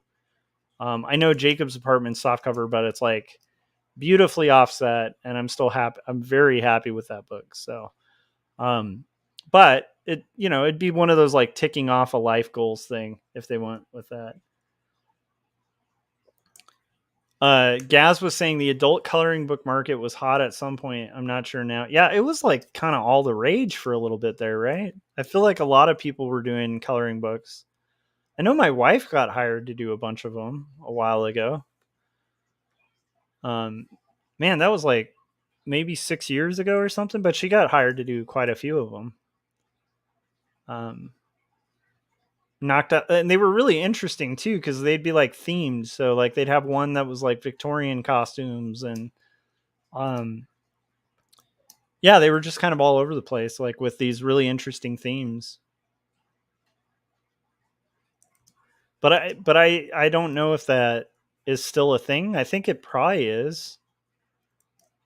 I've had a few people gift me adult coloring books. Probably those people not like, again, it's kind of a sweet idea, and I don't even think they're dumb. I think coloring is really fun. Like coloring and coloring books is super fun. Anytime I've done it with my kid, it's like an extremely enjoyable process to like bust out some crayons and color. Like I actually really enjoy that. But, because if you're coloring comics all the time, like the idea of like, hey, you're off work, why don't you de-stress by doing something reminiscent of the thing you do all day? Like it's like yeah. Yeah, Gaz was saying right, but if alone I'd rather draw. Exactly. Yeah. And it's like, I don't know. It's another thing too where it's just so similar to elements of what we do that like why would anyone I don't know.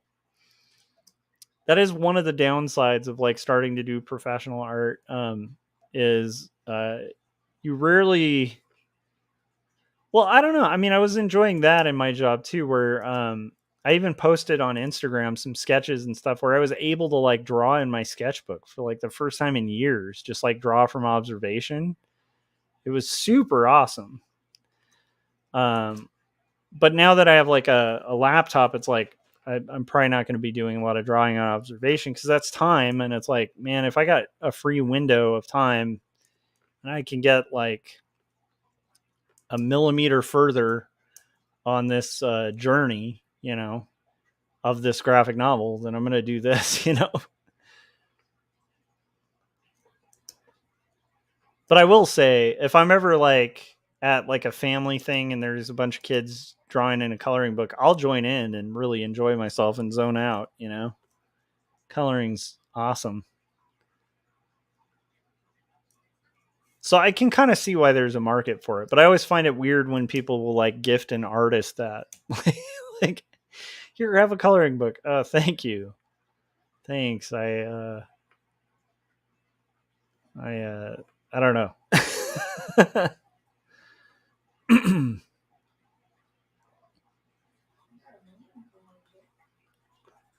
What's up?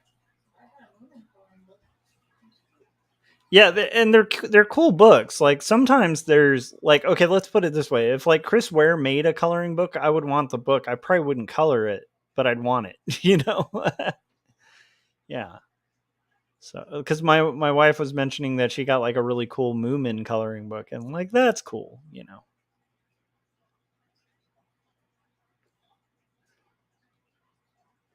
And again, I think it's cool that exists because like I could totally imagine somebody like like working on art is definitely like a de-stressor in the sense of like, I don't know, it gives you an outlet.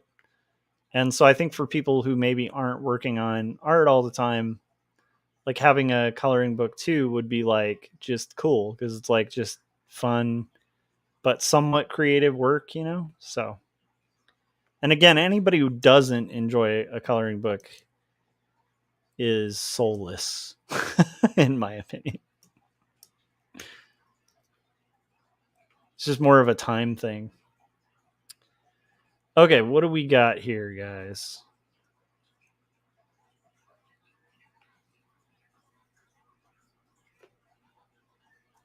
I remember as a kid, I had a really rad G.I. Joe coloring book that I still remember to this day. Like, I really loved it. It had like a lot of battle scenes. And I remember a lot of the characters in them too. So you had like all this crazy detail and these cool costumes and stuff. That was a pretty rad coloring book. I should look online and see if I can find it. I wonder if I'd recognize it. I feel like I would.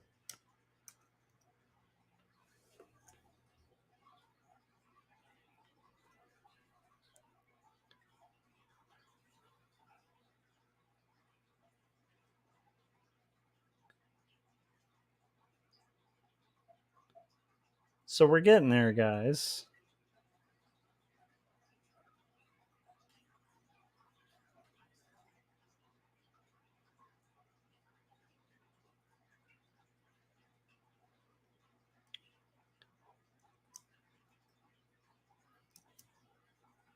Gaz said you should look even if just for the memory bomb, the online images will unlock. Yeah, that's what I'm thinking because I'm like, I haven't even thought about that coloring book in years. And then I was remembering, I was like, yeah, as a kid, I really like, I liked coloring books, but there was that one G.I. Joe coloring book that was like the coolest coloring book.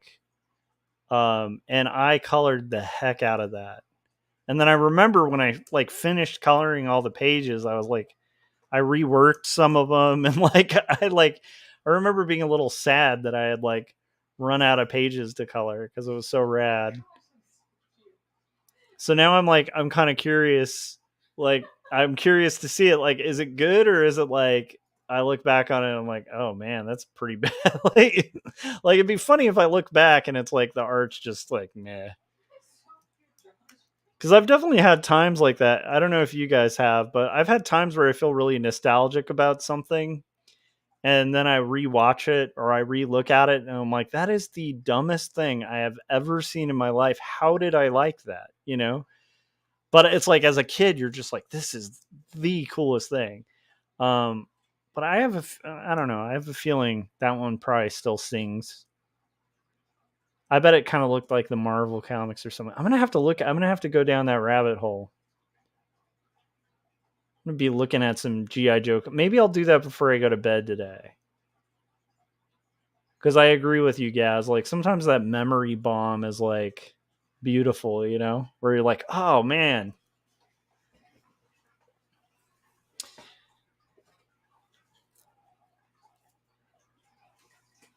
Ronnie was saying Steamboat Willie coloring book. Yeah. The only problem is you don't want to be careful when coloring Steamboat Willie, because that can end up in the contentious areas. Because the one that's in the public domain is black and white. It would be okay. Here's a brilliant idea: make a Steamboat Willie coloring book and sell it with only gray crayons. I actually kind of like that idea. I'll also say this. I don't know if you guys have ever had this, but I definitely have had times where I think that at some point in my life, if I ever have time, because the problem is, like, I already have like 2 books lined up after this that I want to work on. There's the one with Bill Myers, and then there's 2 Stories book 2. And so I don't know if this time will ever open up for it, but I think it would be really fun to do a silent comic that's black and white, like a black and white cartoon of that era. It would just be super fun and challenging, especially if you kept it silent. So at some point that might have to happen. Gaz said, I pretty much like everything I did as a kid. And he said the 80s programming was strong. Yeah, I liked a lot of it. I haven't rewatched G.I. Joe the movie in a while, but I do feel like that one might have been one of the ones where I was like, I don't know if I'm as into this as I was as a kid. Whereas I rewatched Transformers, and I was like, oh, that's still, like, I still got choked up when Optimus Prime turned, like, blue or whatever they had, you know? Like, I still was like, I can't take it. I can't. Gaz was saying Transformers holds up better. Yeah, it does. It's just a lot more, man, that animation introduced me to, like, tragedy. Yeah. You know what would be fun to watch that I haven't watched since I was a kid is Voltron. I wonder if those are good. Like, I remember it being just the raddest thing, animation-wise especially. And I haven't rewatched Voltron in, like, forever. Oh, Gaz was saying the episodes of G.I. Joe hold up better. Yeah, that's the thing. I think some of the TV series might still be better. I don't know.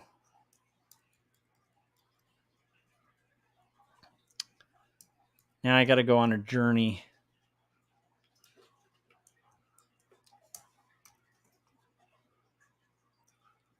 Okay. So I'm kind of liking this. I feel like that's too bland. I need some accents on her dress. I don't mind it being yellow, but I think it's going to need something. It might be that the pink is just too much. I'm going to figure this out. So I think for this, I might be able to get away with selection tools. Let's find out. Because I just want some, like, subtle differences of tone.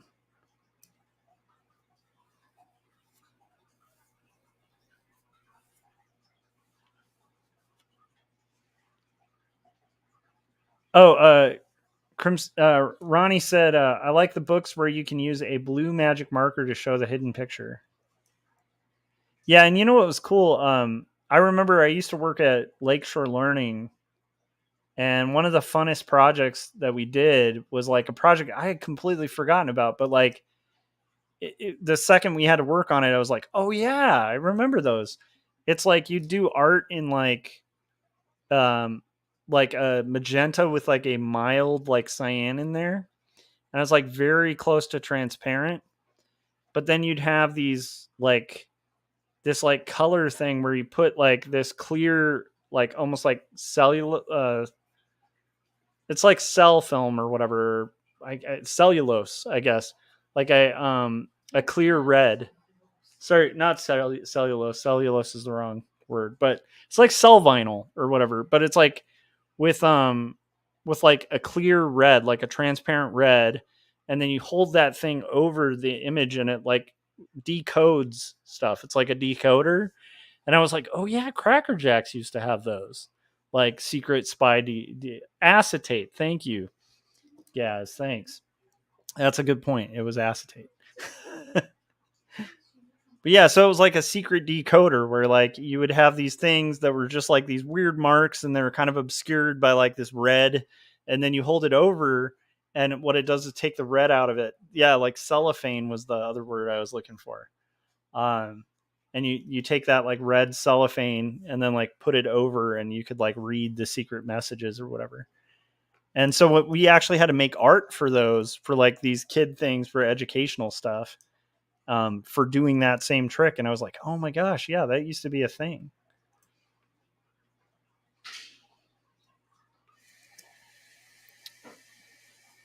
As were color forms. A lot of kids. I remember the first time I realized I started getting older was like when I was teaching college classes and I was teaching Photoshop, and I was like, yeah, so then you want to like separate the background from the figure and then have the figure on the top, like, you know, like color forms. So you're like, and they were looking at me like, what? And I'm like, yeah, you know, color forms. Like, anyhow, Gaz was saying Transformers had those on the packages. Nice.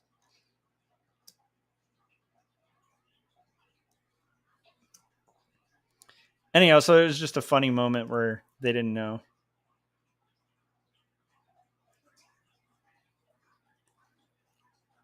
Okay, I think this is starting to work. Nice. Gas said color forms still exist. My kid has them. Yeah, no, I think they exist. I just think like it's probably guys of our generation that would be buying their kids color forms.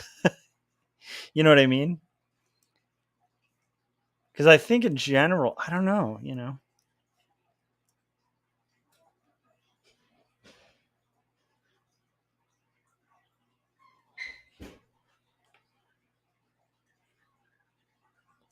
Like, for instance, I just bought pickup sticks for my kid because, like, he's never played it.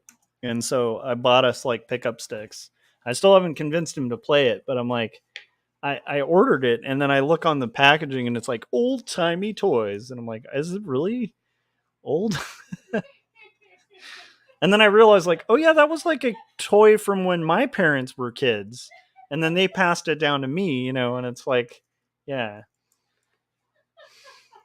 Gaz was saying, yeah, that's true. That's why she has He-Man and She-Ra action figures. Yeah.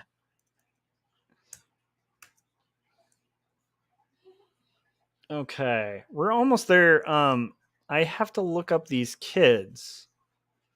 So I think there's been previous pages where I've colored her child, the child.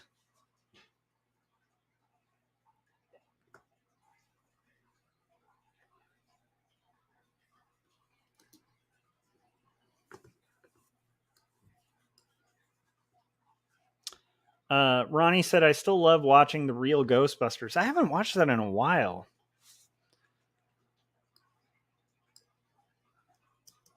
I kind of liked the Ghostbusters movie, not the reboot or whatever, but the one where the kids are in it and they kind of find the original vehicle and stuff. I actually thought that was pretty good.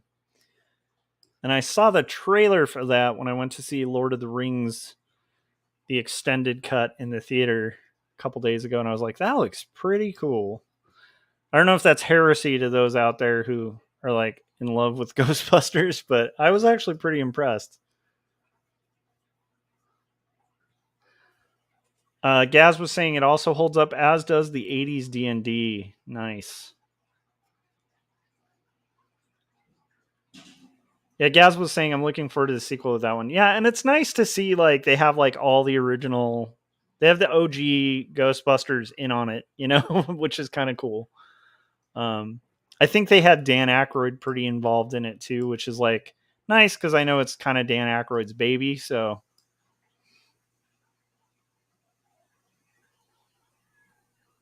Okay.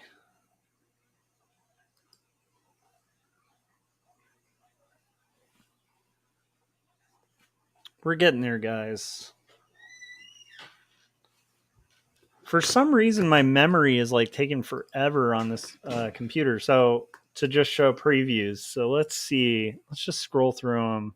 You know what I'm going to do? I'm going to find the physical page.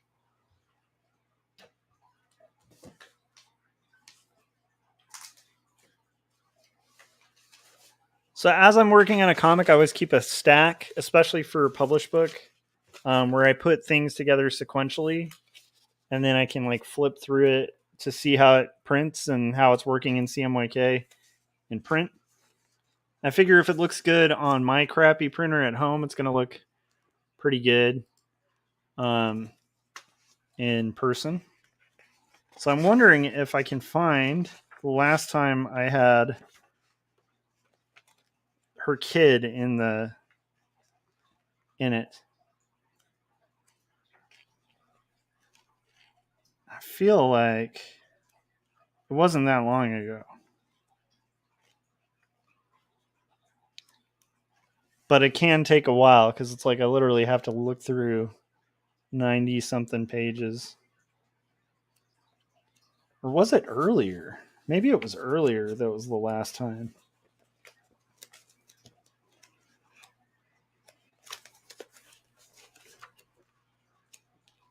Okay, so there's one. I know they have the kid in the... Okay, there's the kid there, but I think we have him one time later, a little bit older. Gaz said physical page, talk about old-timey. Oh, I definitely have so many moments where I feel old, where I'll be like, yeah, you just, just take some like copy paper, or you call it like typing paper. Yeah. Anyhow.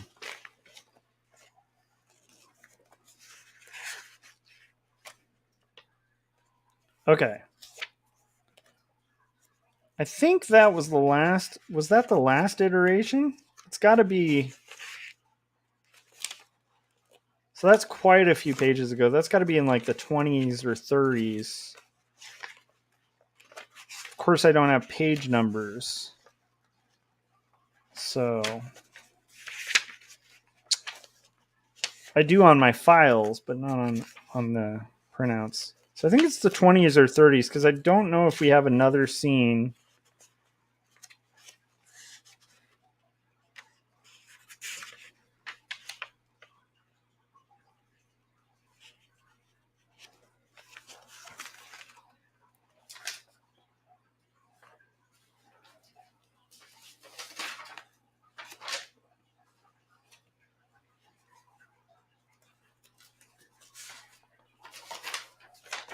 Sorry, I know this is like the most entertaining thing on the planet.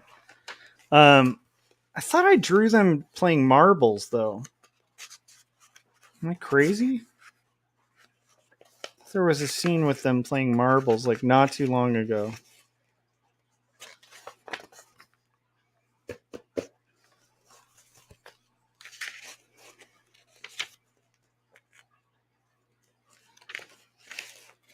Ah, ha, ha, ha, ha, ha. Found it. There it is. There it is. There's the page. Okay. So it's not that many pages ago. It's like 10 pages earlier. So that must be something like 10 pages earlier. So let's go to like 86 and see if that's right. Maybe a little bit after. There it is. Okay, it's 87. That was a page off. Haha. Yes. Good, good, good. There's the two kids. So we're gonna again like pull the colors, go from there. So I want same color for him.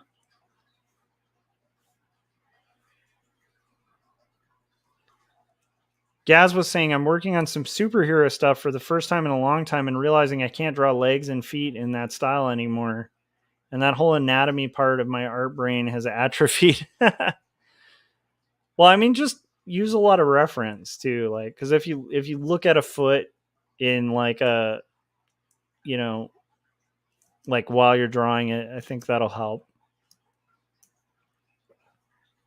But yeah, doing that extreme action poses is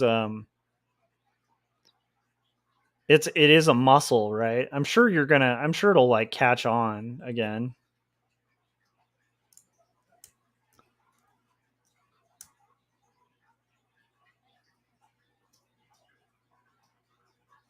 But yeah, it can be hard.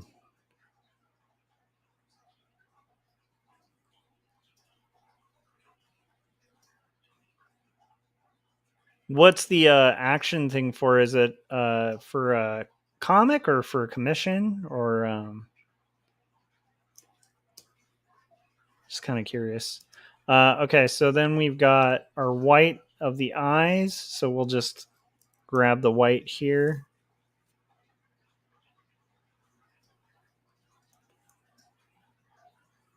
Add it. Fill. And somehow I lost the selection, the overall selection. So we'll add that in. Okay.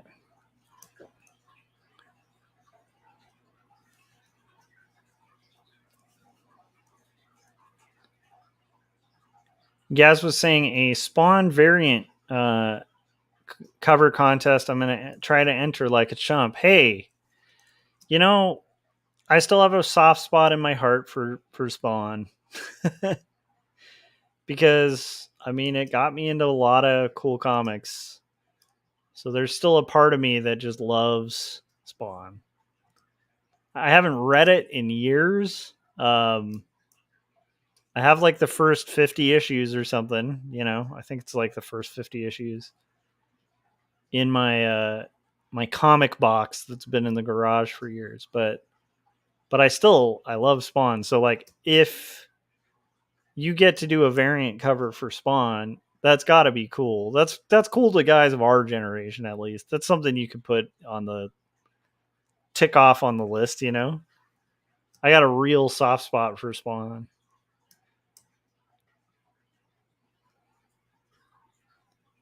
And it still like seems just incredibly rad to me. Like you know, because it was just like yeah, I think I was like in junior high when I was like really obsessed with Spawn. So it's like that kind of fun level of like junior high obsession.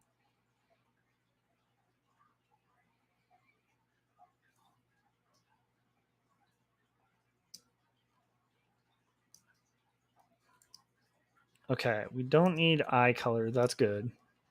So now I just need to do skin tone.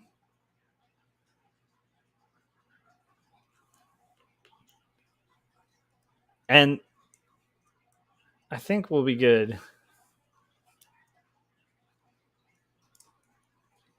Gaz was saying for sure if I win, it's not if not, it's a big waste of my limited time, but I'm doing it.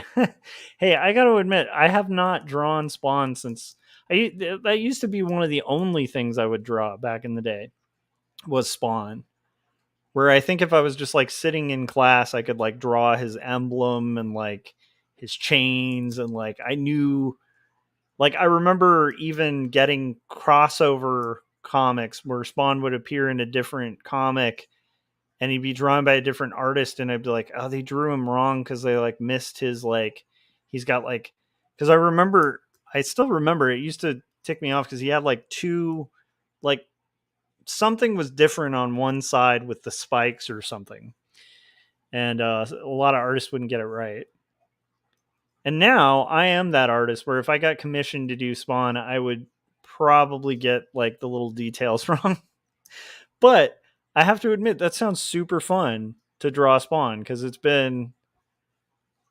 that's probably over 30 years since I've drawn Spawn, you know, just for fun, you know. So that sounds fun to me, man. That doesn't sound like a waste of time. Gaz, you got to just embrace the awesome of Spawn, you know?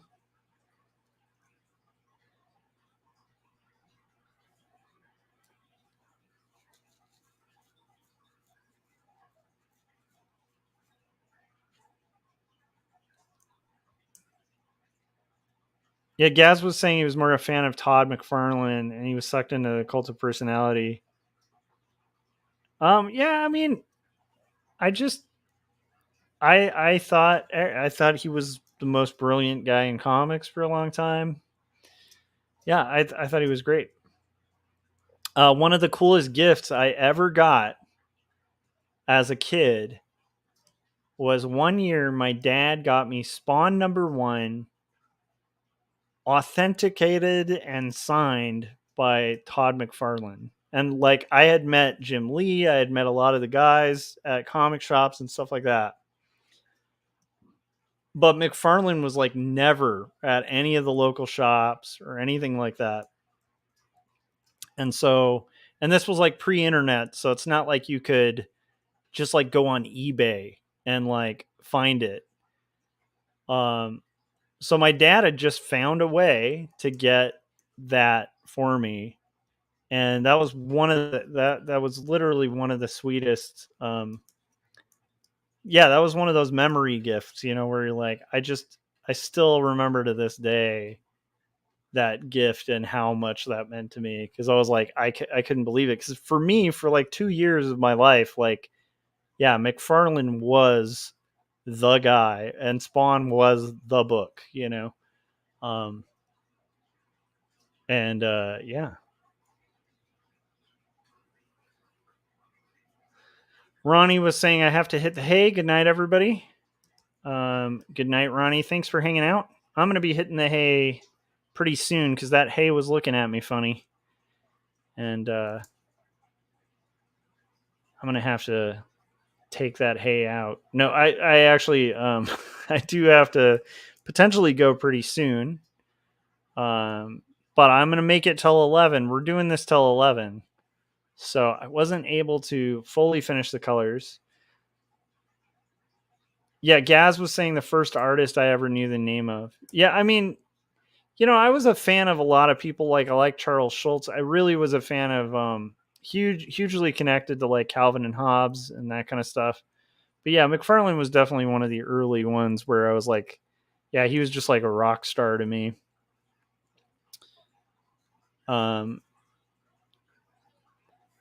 And I remember the drawing of Violator being like the coolest thing. Like I still remember just the way he'd draw like the segmented eyes and stuff. It was so cool, you know? Yeah, it was very cool at the time. Yeah. So actually that would be a fun comic to like reread, you know? Much like the revisiting stuff from the 80s, it would be fun to reread through that.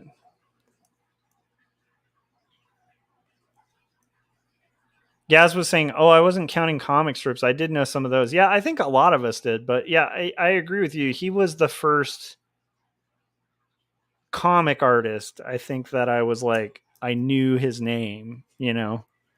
So I not only knew his characters, but like if there was like a Wizard magazine where it would talk about Todd McFarlane, I'm buying it. Like if I remember there was a Wizard magazine that had a Spawn card in it, and I bought the magazine just to get the card. You know, like yeah, I was a geek for that for a long time. We would have got along in junior high. I think we would have both been like nerding out about Spawn as women fleed far from us. Okay. So I'm gonna go ahead and call that a day for now. Everything that's magenta is unfinished. But I feel pretty good about my progress. I wish I had gotten a little further. But but I feel pretty good about it. Let's see here. There is one thing that's looking weird. Okay, that should solve. Okay, there we go. So I feel pretty good about my progress. I'm gonna try to finish this up tomorrow. So if you guys haven't yet, hit that subscribe button or the bell so you get notifications when I'm about to go live.